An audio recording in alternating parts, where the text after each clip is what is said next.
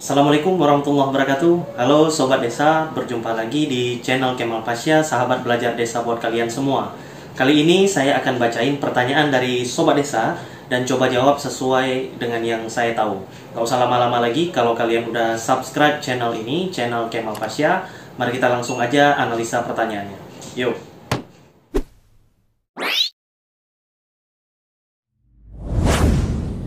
Pertanyaan yang akan kita bahas kali ini datang dari salah satu perangkat desa di kabupaten saya, Aceh Barat, yang bertanya, kasih resep bang, biar APBG nggak dicoret-coret di... Oke, sebelum kita jawab, kita luruskan dulu nih pertanyaannya. Pertama, minta resep. Maaf, saya bukan dokter, chef, perawat, atau apoteker ya. Kedua, APBG, ini singkatan dari Anggaran Pendapatan dan Belanja Gampung untuk desa-desa di Aceh, atau secara umum lebih dikenal dengan Anggaran Pendapatan dan Belanja Desa, atau APB Desa. Ketiga, dicoret. Kita perlu cari tahu dulu nih, Sobat Desa, dicoret itu maknanya seperti apa? Apa kayak anak kecil yang tiba-tiba coret-coret dokumen kerja orang tuanya? Atau kayak dosen yang coret-coret draft skripsinya mahasiswa? Pastinya bukan ya. Kalau kita tarik makna ini ke aturan, mungkin maksudnya adalah proses evaluasi rancangan APB Desa yang diajukan oleh desa. Dicoret artinya ada bagian dari rancangan APB Desa itu yang perlu diperbaiki sesuai dengan ketentuan. Keempat, siapa yang mencoret atau siapa yang mengevaluasi rancangan APB Desa? Evaluasi ini bahasa sederhananya adalah menilai, Sobat Desa. Dalam Permendagri nomor 20 tahun 2018 tentang pengelolaan keuangan desa, kewenangan evaluasi rancangan APB Desa ini berada di Bupati atau Wali Kota dan dapat didelegasikan kepada camat untuk melakukan evaluasi di tingkat kecamatan.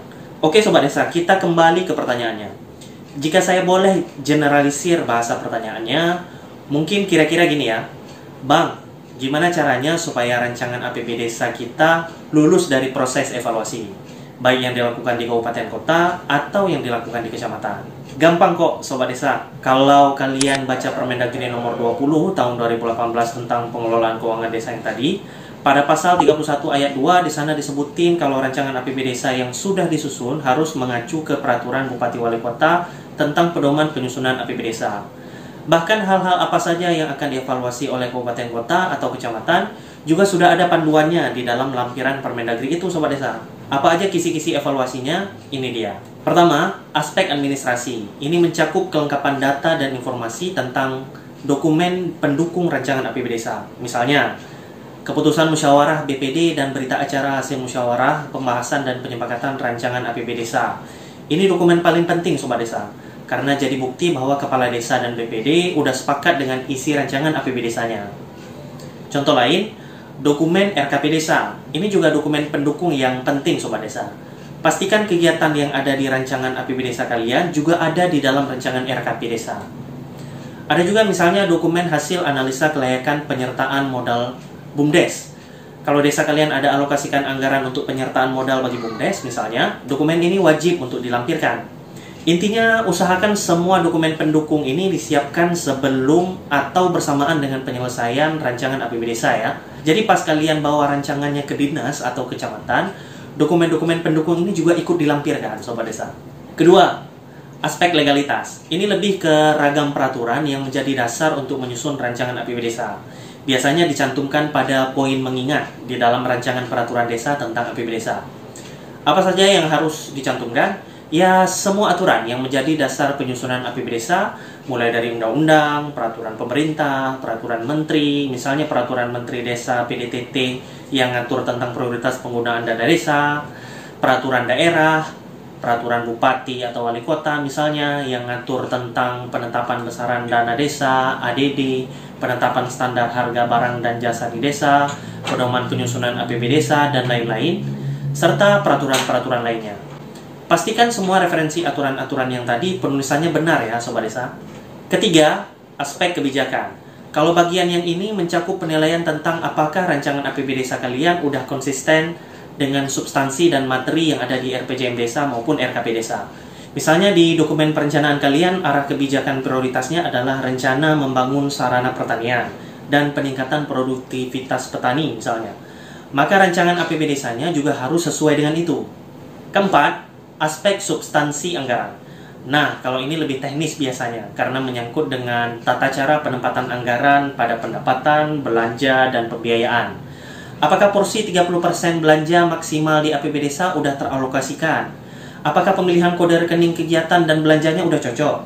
Apakah standar harga barang dan jasa udah terpenuhi dan udah mempertimbangkan kesulitan geografis bagi desa-desa tertentu? Dan masih banyak lagi.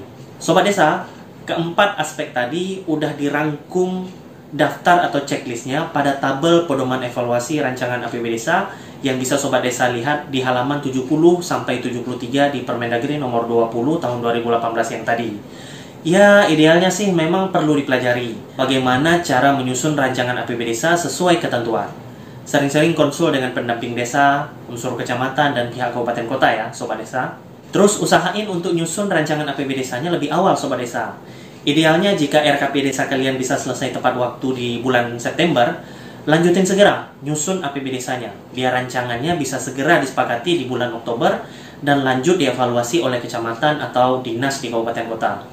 Mengapa penting tepat waktu, Sobat Desa? Karena proses evaluasi ini butuh waktu paling lama 20 hari kerja. Jadi kalau rancangan APB desa kalian dicoret, atau bahasa lainnya revisi atau perbaikan, maka kalian masih punya banyak waktu sampai pengesahan APB Desa dengan peraturan desa paling lambat di bulan Desember. Jadi kalau rancangan APB Desanya dicoret-coret, nggak usah khawatir lah. Namanya juga perbaikan.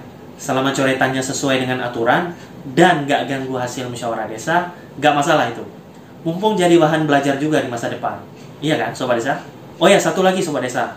Nyusun rancangan APB Desa sekarang udah cukup gampang. Karena ada aplikasi Sistem Keuangan Desa atau Siskedes dari Kementerian Dalam Negeri dan BPKP. Sobat Desa juga bisa belajar banyak cara menggunakan aplikasi tersebut sesuai kaidah-kaidah penyusunan rancangan APB Desa. Perlu diingat juga nih, saat rancangan APB Desa kalian udah lolos proses evaluasi, biasanya pihak kecamatan atau dinas di kabupaten kota akan melakukan posting di aplikasi Siskedes yang tujuannya untuk mengunci rancangan APB Desa kalian. Pastikan juga sebelum diposting, kesepakatan dengan BPD-nya udah dilampirkan juga ya, Sobat Desa. Jangan sampai nggak ada. Bisa-bisa pas udah diposting, BPD di desa malah bertanya-tanya, kok disahkan di kabupaten kota ya? Sementara belum dibahas dan disepakati dengan kami nih rancangan APB Desanya. Model kayak begini nih sering kejadian soalnya. Jadi saya sekalian ingatin aja. Demikian jawaban saya, Sobat Desa. Jika ada yang kurang, Sobat Desa bisa tambahkan jawabannya di kolom komentar di bawah. Sekaligus untuk subscribe dan share video ini. Terima kasih udah ngikutin segmen Tanya Jawab episode pertama. Sampai jumpa di episode berikutnya. Salam Sobat Desa. Wassalamualaikum warahmatullahi wabarakatuh.